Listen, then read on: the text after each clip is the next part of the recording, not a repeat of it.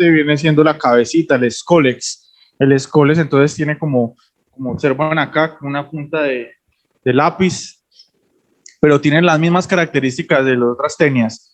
El estróbilo es segmentado y en el segmento, cada segmento entonces desde la parte proximal igual es inmaduro y entre la parte distal es maduro, o también se le conoce como grávido. Pero también hay otra característica muy diferente en cuanto a los huevitos, ¿ya? Aquí los huevitos no son esas oncosferas o esa corona radial que les mostré, que veíamos en las otras dos tenias, sino que aquí tenemos ya un huevito con un opérculo. ¿El opérculo qué es? Esta parte superior,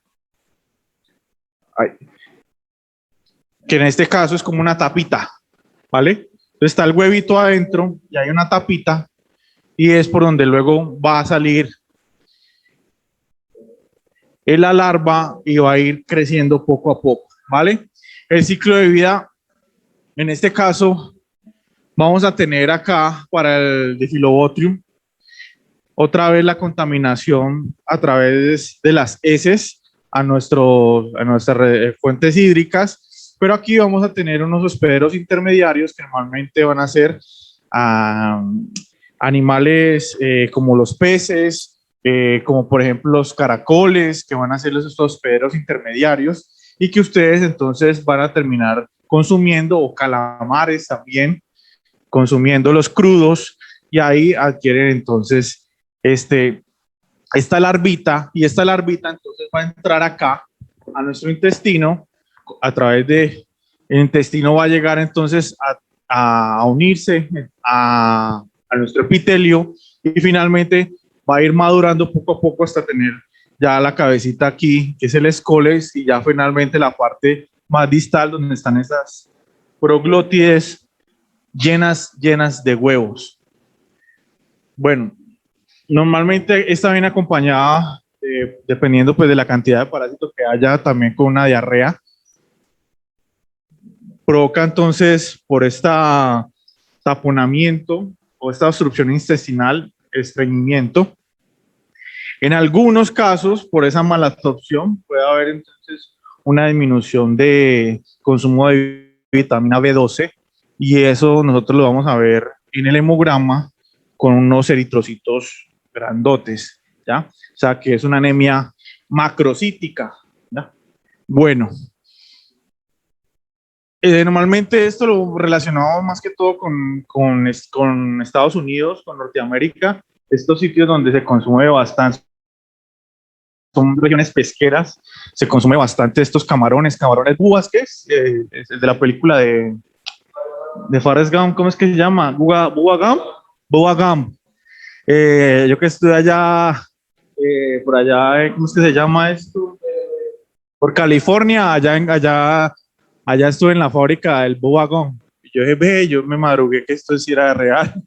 Entonces, en esas regiones allá, se ve muchísimo esa comida de mariscos. Camarones Búa Gump. Bueno, el diagnóstico nuevamente por la presencia, si la persona normalmente es asintomática, pero pues cuando ve la presencia en su inodoro de estos fragmentos, esos proglótidos, pues obviamente se percata, también su salida genera, en este caso, prurito anal, pero también aparte de eso podemos encontrar los huevitos, o podemos hacer entonces el diagnóstico molecular, ¿vale? Pero pues normalmente no es tan usual utilizar el diagnóstico molecular.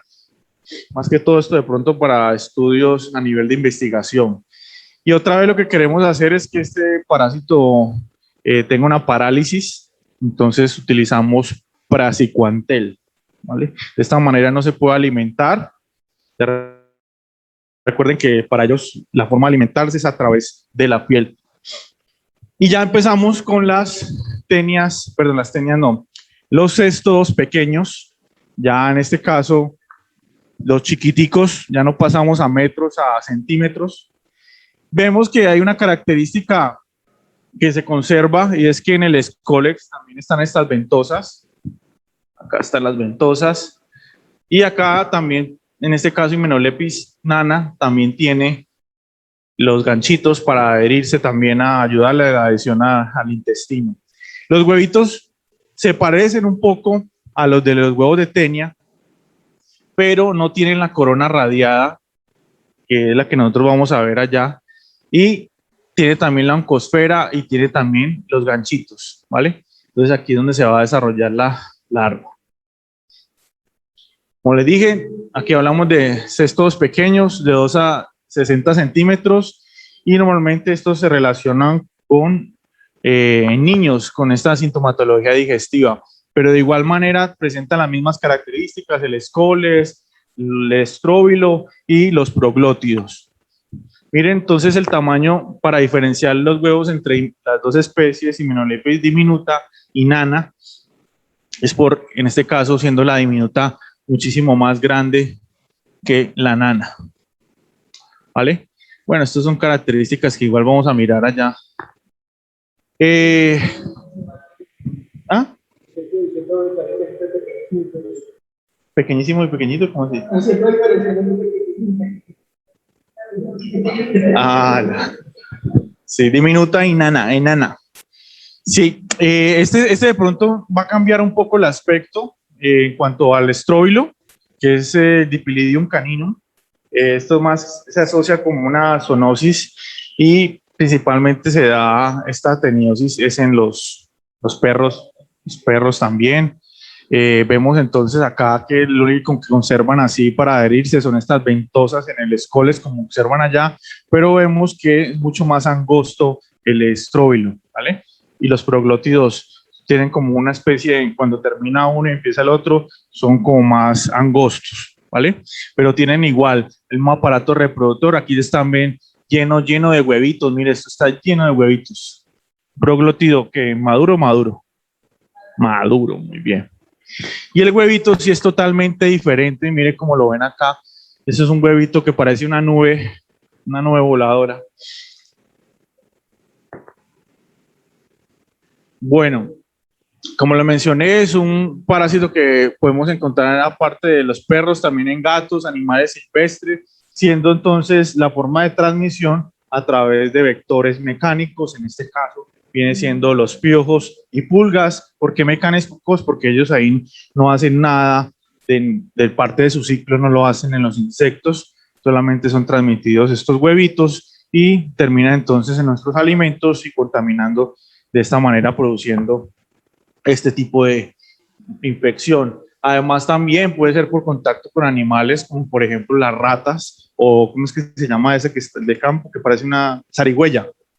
Las zarigüeyas, también entonces una fuente de contaminación de todo, de virus, como por ejemplo la rabia, de diferentes tipos de parasitosis, incluida esta pues que les acabo de mencionar, donde normalmente donde dejan, o por donde pasa estas raticas o pasan estos animales, van dejando estos huevitos y si usted tiene comida almacenada, pues ahí termina entonces colocando estos huevitos, por ejemplo, en las granjas, donde se almacenan entonces estos grandes alimentos en estos molinos, terminan entonces colocando ahí las heces y ahí encontramos entonces estos huevitos que igual que las anteriores eclosionan entonces en el intestino y terminan entonces adhiriéndose gracias a las ventosas para tener el adulto y ir poco a poco botando los, ¿cómo se llama eso? Los proglótidos.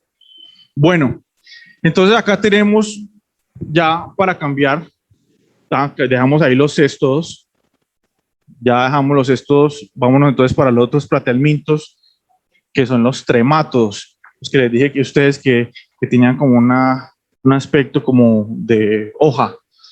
Entonces el primero de ellos que vamos a hablar es fasciola, la fasciola hepática. Aquí la característica que tiene es el intermediario. Entonces como pueden observar acá, aquí tenemos entonces el caracol, ¿vale? Entonces, la forma en que llega normalmente este tipo de parásito viene siendo o porque el caracol lo consume algún animal como un pez, ¿vale? O porque el caracol entonces por la vegetación termina esparciendo estos huevitos Y ahorita como tenemos un gran problema de un inmigrante ilegal, que es el caracol africano, ¿vale? Entonces, que ustedes observan cada vez que llueve, no sé si han visto, cada vez que llueve ahí afloran esos caracoles africanos, terminan entonces contaminando, en este caso, los que son vegetarianos y hacen esos cultivos, ¿cómo es que se llama? Orgánicos, que le dicen, cultivos orgánicos, que terminan entonces también contaminándose con este tipo de parasitosis. Aquí cambia un poquito la forma porque vamos a hablar de una estructura que se llama miracidios, ya cuando estamos hablando como ya del adulto, ¿vale? En cambio, aquí ya la forma infectante también puede ser en este caso, o ya sea el miracidio o se puede ser también los huevos, pero los huevos normalmente eclosionan, como pueden observar, es en las aguas y termina entonces yendo a donde está el caracol, ¿vale? Entonces, eh, así como para redondear un poco la idea, para terminar luego, pues la próxima clase, la parte de los tremátodos, vemos entonces que los gusanos planos o platelmintos, hay en este caso un diagnóstico también coprológico, pero principalmente nos ayuda también la presencia de las proglótidos que podemos encontrar. Y la forma de manifestación, por ejemplo, la tenia solium, ya vieron ustedes que también puede afectar el cerebro y en este caso formar o algo que conocen ustedes como ¿qué? ¿Neuro qué? Con la tenia solium, neurocisticercosis, ¿vale? Bueno, y bueno, las características, ya saben la importancia del escólex, de las ventosas, el estróbilo, y cómo van entonces madurando desde la parte proximal a la parte distal. Entonces, hago una pausa aquí para cambiar un poquito de tema y terminar entonces con los antiparasitarios para que no se me vaya. Aquí es muy fácil, aquí es muy fácil, en el sentido del mecanismo de acción. Por ejemplo, lo que queremos con los helmintos, aquí más hacemos antiparasitarios contra los helmintos. ¿Y contra quién? Contra los protozoarios. Muy bien. Entonces, normalmente contra los helmintos lo que queremos nosotros es que haya una parálisis, ¿vale? Ese es como a grandes rasgos la mecánica de este tipo de antiparasitarios. Podemos hacerlo de cuáles formas. Podemos, por ejemplo, bloquear los canales de calcio, ¿vale? Por lo tanto, entonces no puede hacer movilización no puede movilizarse, no puede hacer ningún tipo de proceso el helminto. Otra forma, en este caso, sería a través de las transmisiones sinápticas, también en este caso bloquearlas para que también pase lo mismo, una parálisis, ¿vale? Una parálisis flácida. Sí, sí, sí, entonces no se pueden alimentar, mueren por inanición, ¿vale? En cambio, con los protozoarios, pues la cosa varía un poquito, ¿vale?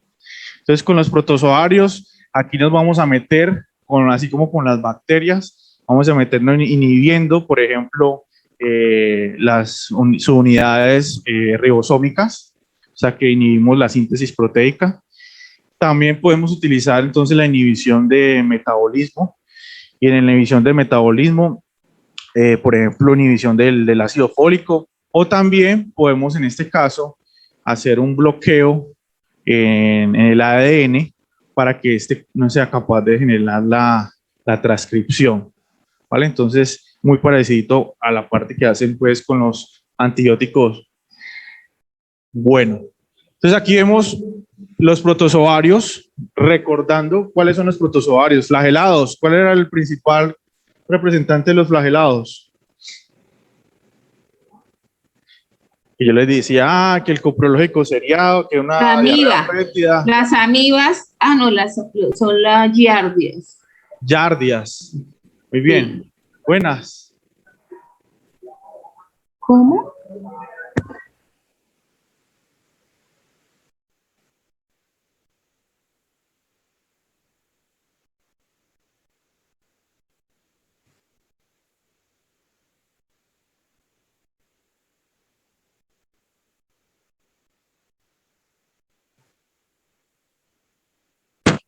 Denme un segundito que vino una persona acá.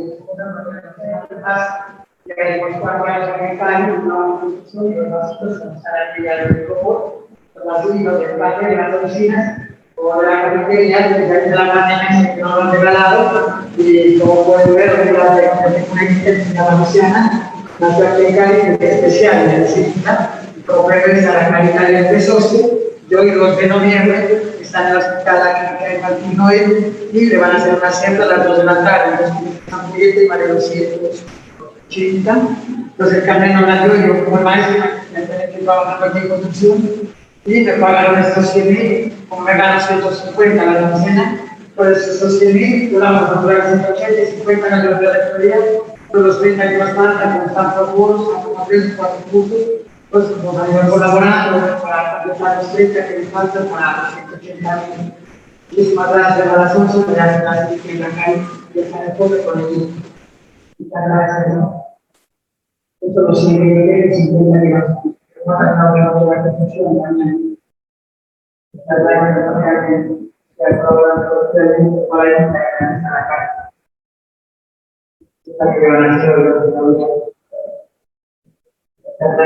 Si quiere, ahorita me dice dónde están para que lo busquen, si le quieren colaborar, ¿vale? Para yo continuar con la clase. Ah, bueno. Vale, con mucho gusto, que esté muy bien. Bueno, entonces, recordando aquí los protozoarios, en este caso el flagelado más representativo de la Giardia, ¿vale? Recuerden, había uno que era el de la infección vaginal, también que era flagelado, ¿que era cuál? ¿Cuál? Tricomonas, muy bien. Y las amebas, pues ustedes ya conocen varias, muchachos. Listo. Vale. Gracias. Bueno, entonces tenemos acá los ciliados que yo les mencionaba a ustedes, Balantidium coli como el representante, los esporozoarios, que ese lo vamos a ver más adelante, que en este caso viene siendo, por ejemplo, la malaria, pero ahorita se los menciono también. Por lo tanto, tenemos entonces antiprotozoarios contra las amebas, contra la malaria, contra la trypanosomiasis, contra la leishmania, contra la toxoplasmosis. Bueno, por ejemplo, para las amebas, ustedes vieron amebas, los flagelados, los ciliados, se utiliza mucho el metronidazol, ¿vale? Con sus variantes. El metronidazol es un nitroimidazol, que tiene un anillo imidazol, que ahorita ya lo vamos a ver, y hay unas variantes que son el secnidazol, el timidazol, ¿ok? Entonces ahorita vamos a ver que en la estructura del timidazol normalmente hace que tenga una vida más larga dentro de nuestro cuerpo a comparación del metronidazol. Y si usted compara tinidazol con secnidazol, entonces se va a dar cuenta que el secnidazol es 2 veces más potente que el mismo, ¿vale? Que el tinidazol. Entonces, para que lo tengan en cuenta. Bueno, para la malaria, entonces vemos que el ciclo es bastante complejo, porque hay un ciclo hepático y hay un ciclo que es dentro del eritrocito, ¿vale?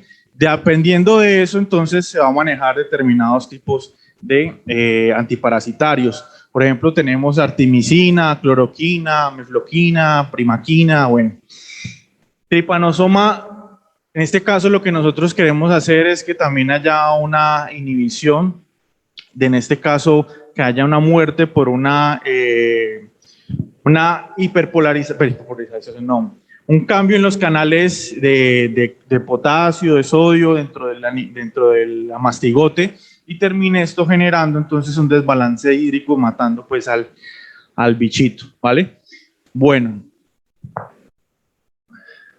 ya ustedes conocen pues la estructura de la entameba histolítica, pero hay que recordar que entonces hay una forma que es a nivel del intestino y hay otra forma que es extraintestinal. Para la forma extraintestinal vamos a dar entonces cloroquina, emetina, se puede dar también estas dos, o para la forma luminal podemos dar paromicina y odoquinol, pero se recomienda mejor estos nitroimidazoles porque tienen la capacidad de actuar tanto de forma sistémica como a nivel del lumen del intestino. Entonces son los metronidazol, timidazol, cenidazol, ¿vale? Entonces aquí lo que les mostraba, este es el anillo imidazol, ¿ya? Entonces a través de, gracias a esta presencia de estas, principalmente estos OH, le permite entonces la interacción y permite entonces ahorita que les muestre, le sirve de receptor en un proceso que es una oxidorreducción. Es decir, él termina entonces utilizando o captando electrones, y si capta electrones se oxida o se reduce.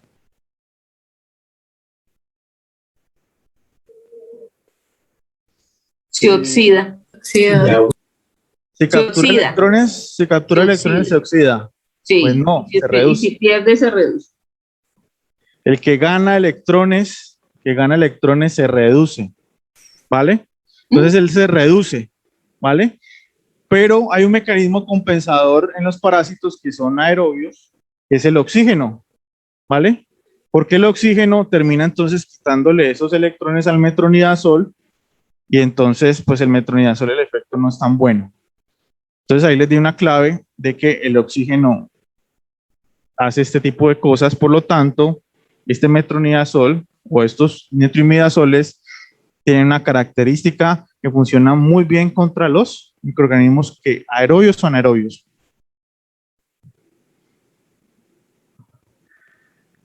No me entendieron lo del oxígeno. El oxígeno, normalmente el daño que ellos hacen, el metronidazol, es porque se reducen, porque le quitan electrones, ¿vale? A un proceso que ahorita les voy a mostrar a nivel metabólico que es importante para lo que es la síntesis del ADN. Entonces, lo que hace aquí el oxígeno es que termina ayudando a quitarle los electrones al metronidazol, o sea, se reduce el oxígeno, pero pues entonces el metronidazol no tendría ese efecto como de robar esos electrones. Entonces yo les comentaba que ¿cuál creen entonces que tendría un mejor efecto del metronidazol contra microorganismos aerobios o anaerobios? ¿Anaerobios? Contra anaerobio, muy bien.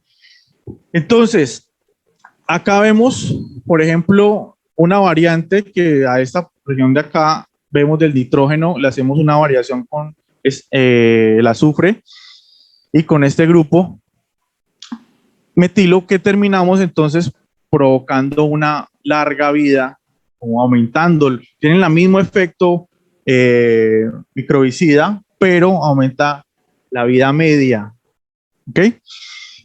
Y aquí hay otras modificaciones, donde le mencionaba yo el efecto del cignidazol. El cignidazol, aparte de tener en este caso la misma actividad, tiene una potencia del doble de efecto con menor dosis, ¿vale? El cignidazol a comparación, por ejemplo, del tinidazol o el metronidazol, ¿vale? Entonces aquí les mencionaba, por ejemplo, cómo el metronidazol se mete allí. Realmente es un profármaco. ¿Qué es un profármaco?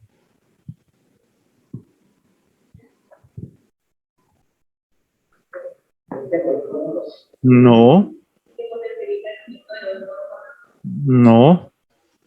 Un profármaco. Un profármaco Es una sustancia sin actividad farmacológica. sin Pero actividad. es como cuando estamos hablando de los, por ejemplo, en las enzimas, los zimógenos, que no tienen actividad, pero luego mediante cualquier reacción metabólica o química se pueden activar.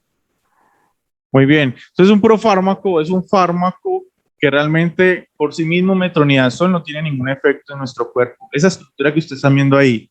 Pero su metabolito, o sea que el mismo cuerpo hizo una transformación de ese metronidazol y ese metabolito que tiene una reducción porque recogió los electrones, ¿por dónde? Por el OH que les mostré, ¿vale? Y hizo que ese metabolito sí tiene un efecto sobre el DNA y termina entonces fragmentándolo, ¿vale? Pero entonces aquí vemos en un proceso de esa conversión de ese metabolito donde está la ferrodoxina y de su forma reducida y de su forma oxidada, es decir, cuando tiene electrones y cuando ya no los tiene, ¿ok? Entonces lo vamos a ver ampliado acá. Este es el metronidazol. Entonces este metronidazol llega y termina entonces aquí pasándole, está en forma oxidada. Cuando le pasa los electrones, pues este ferredoxina se reduce, perdón, se oxida, ¿vale? Y la que se reduce viene siendo entonces el metronidazol, ¿ya? O el metabolito, ya, porque no es el metronidazol, sino que ya es otro metabolito. Y ahí termina entonces pegándose al ADN y terminando por generar una destrucción de esto, como se les mencionaba. Pero, aquí pasa algo cuando el microorganismo es aerobio, que aquí tenemos que el oxígeno sirve como eso receptor también de esos electrones, se los quita al metronidazol, que en esta forma reducida es que hace daño, y termina entonces convirtiéndose luego en un superóxido, por ejemplo, y termina luego en otro proceso convirtiéndose en peróxido de hidrógeno, ¿vale? Por lo tanto, entonces el daño al DNA principalmente es en microorganismos anaerobios, ¿vale? Metronidazol. Bueno, esto creo que ya les mencioné.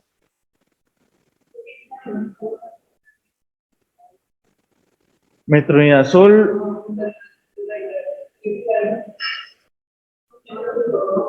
Los radicales libres. Pero esto es dentro del parásito. ¿Qué pasa? No entiendo.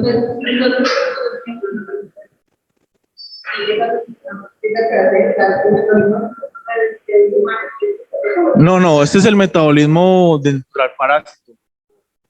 Del parásito. ¿Cómo?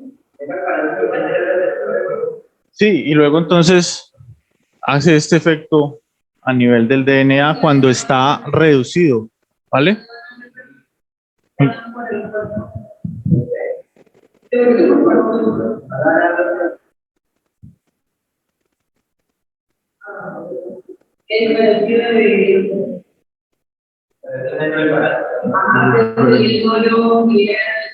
Pues además que él tendrá el parásito su catalasa también, o peroxidasas. Bueno, aquí ya tenemos la yardia, entonces vamos a darle también a la yardia.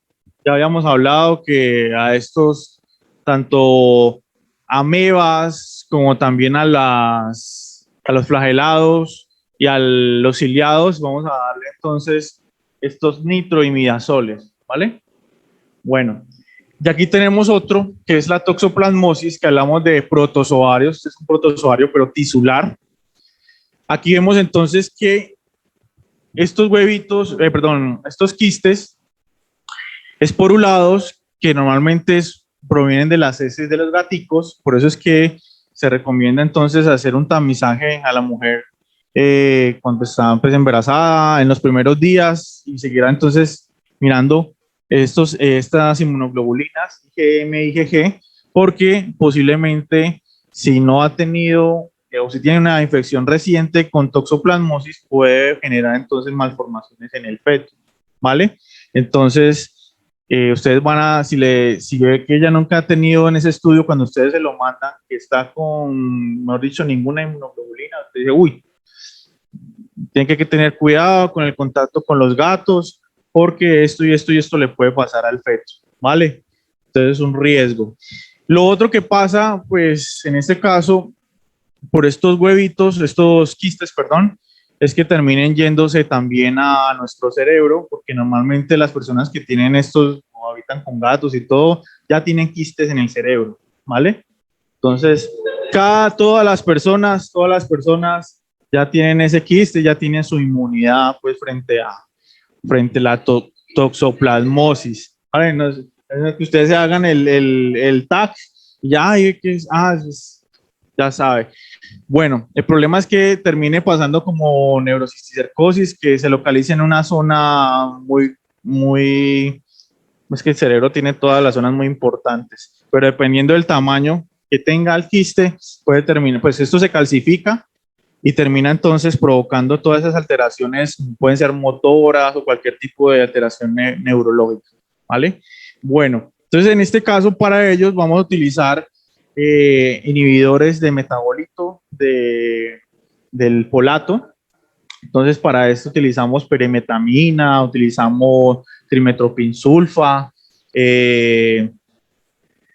la sulfadiazina, ¿ya? También podemos utilizar un inhibidor de la subunidad ribosomal, como la clindamicina. Bueno, y aquí tenemos ya los antimaláricos, que los antimaláricos, aquí vemos entonces este vector que es el anófeles, es la hembra es la hematófaga. Vemos que por la probosis llega y está inyectando ahí el parásito, entonces ahí ese parásito, eso de la malaria es complicado, por eso generar un fármaco que termine así como vacuna es muy complicado porque tiene ciclo extraeritrocitario, eritrocitario y dentro de la misma, del mismo vector también tiene su ciclo, ¿vale? Bueno, entonces ahí vemos los diferentes tipos de especies, ahí me falta una, son 5. Está el Plasmodium malare, el ovale, el Plasmodium vivax, el Plasmodium falciparum. Todos estos van a tener pues, un tropismo dentro de su desarrollo hacia el hígado o hacia los eritrocitos. Ahí como se pueden ver es un extendido. Y aquí como pueden observar entonces, aquí hablan de que las dolencias menos frecuentes o las enfermedades, en este caso la menos mala de las malarias es esta Plasmodium malare y la más peligrosa es la de Plasmodium falciparum, ¿vale? Entonces, eso lo vamos a ver con mucho más detalle, pero vamos a ver el ciclo, ¿ya? Y en el ciclo donde actúan, por ejemplo, esos antiparasitarios, antiprotozoario. Entonces, mire que llega el mosquito, miren la cantidad de nombres que tiene esto. En este caso forman los esporozoitos, ¿vale? Esos esporozoitos luego terminan migrando al hígado y en el hígado ya lo vamos a llamar merozoitos. Y esos merozoitos entonces van terminando de dañar estos hepatocitos y terminan luego saliendo esos merozoitos a infectar el eritrocito y dentro del eritrocito ya se van a llamar trofozoitos, ¿vale? Y luego hace un ciclo dentro del eritrocito donde se van a formar unos gametocitos y esos gametocitos cuando está aquí dentro, eso que es lo que absorbe este mosquito anófeles otra vez, pero esos dos gametocitos, que son uno tanto macho como hembra, para hacer una reproducción sexual, la hacen dentro del bicho, dentro del vector, ¿vale? Y nosotros nos dan esos esporozoitos. O también puede contaminación, pues por sangre contaminada. Entonces, miren, en esta parte hepática, o en su forma extraeritrocítica, la primaquina bloquea la salida de estos bichos. En este caso se llamaría entonces merozoitos, ¿vale? No permite que se reproduzca. Las formas entonces eritrocitarias tenemos varias, tenemos por ejemplo la artemisina, ya las vamos a ver un poquito más en detalle, cloroquina, quinina, mefloquina, pirimetamina, que actúan justamente en el proceso de reproducción de los trofozoitos, ¿vale? Bueno, y acá hay otra forma que en este caso también la primaquina puede inhibir entonces el proceso en lo cual termina entonces saliendo los gametocitos o adquirirse por parte de los mosquitos estos gametocitos, ¿vale? Entonces por eso estas son las dos formas, las formas estroeritrocíticas donde la primaquina actúa. De resto, acuérdense de todos los demás, eritrocito. Entonces aquí tenemos, este es el eritrocito y aquí ya vemos el bichito que es el plasmodium, ¿vale? Y el plasmodium lo que hace es coger esta hemoglobina, quitarle de la hemoglobina, quedarse con el hierro, ¿ya? Y convertirlo esto en hemozoína. Pero nosotros lo que vamos a hacer entonces es inhibir ese proceso por aquí y utilizamos entonces para que no genere hemozoína, utilizamos cloroquina, mefloquina, primaquina, quinina, que actúa bloqueando este proceso, ¿vale? Pero también podemos hacer el bloqueo de la síntesis de folato. ¿Con quién? Con pirimetamina, dapsona, sulfadiazinas, bueno, y ya ustedes la conocen. Por otro lado, aquí tenemos la tobaquina y la tafenoquina, que va a actuar principalmente inhibiendo aquí la cadena de transportes de electrones, por lo tanto, entonces no se va a generar, ¿qué? ATP. Energía. Exacto. ATP, sí. Y si queremos darle unos macrólidos o si queremos darle fluoroquinolonas, ahí podemos tener clindamicina, perdón, macrolidos, no. La clindamicina es una lincosamida. Y la fluoroquinolona, que es doxiciclina, que va a actuar sobre la subunidad grande ribosomal. La otra, finalmente, que bloquea aquí la formación de lípidos, viene siendo la artemisina, pero también ayuda en el proceso de inhibición o evita pues que se genere el proceso de transcripción o de síntesis proteica, ¿vale? Serían como las formas, como le digo, bastante complejo hacer una vacuna contra la malaria, ¿vale? Aunque ya hay, ¿no? Bueno, aquí vemos la resistencia a la malaria, como pueden observar, principalmente a la cloroquina. Miren que ya tenemos entonces en Colombia, en Sudamérica, gran parte de Sudamérica hay resistencia, en África, en Asia. También vemos entonces resistencia a otras drogas como la sulfodiazina, pirimetamina, mefloquina. Bueno, otro protozoario tisular, tripanosomiasis. Ahí tenemos dos versiones, una versión africana y una versión entonces suramericana, ¿vale? Entonces tenemos tripanosoma africana, puede ser dos, brucei-rhodiense o gambiense.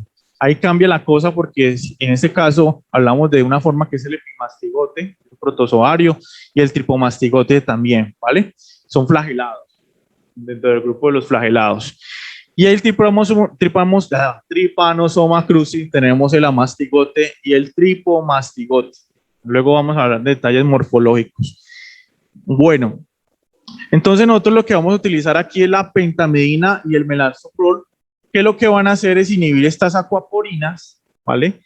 Y entonces va esto a su vez generar una activación de las proteínas G también, y esto a su vez entonces se va a activar unos canales de potasio de H+, y esto va a generar una descompensación electrolítica que termina entonces matando al bichito, ¿vale? Aquí también entonces está pentamidina y melarsoprol.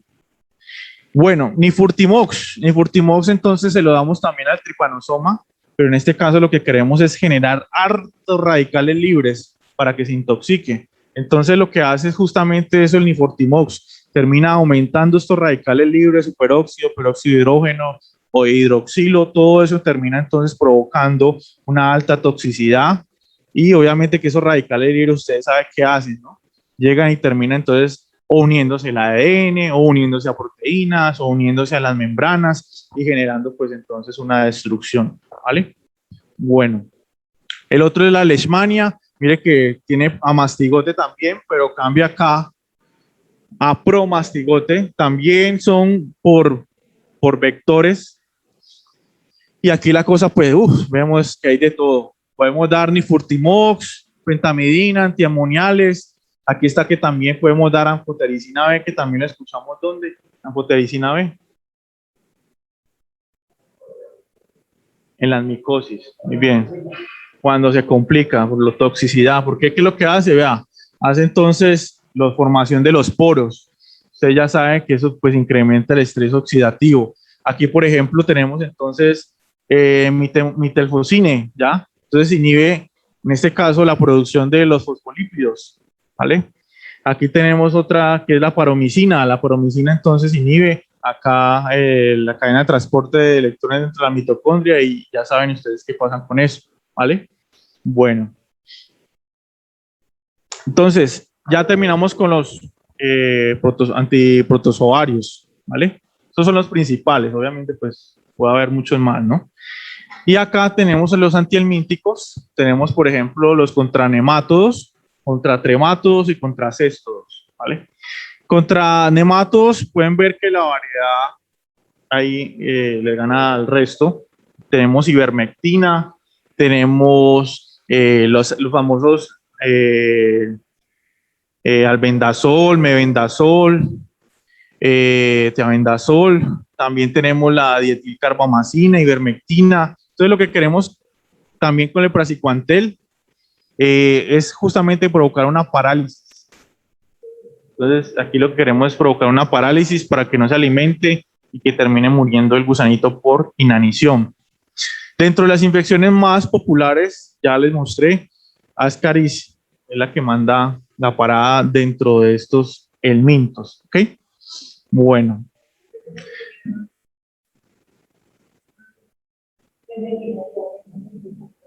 Mire que un poquito del C2 que hablamos hoy, C2 y las triquinelosis.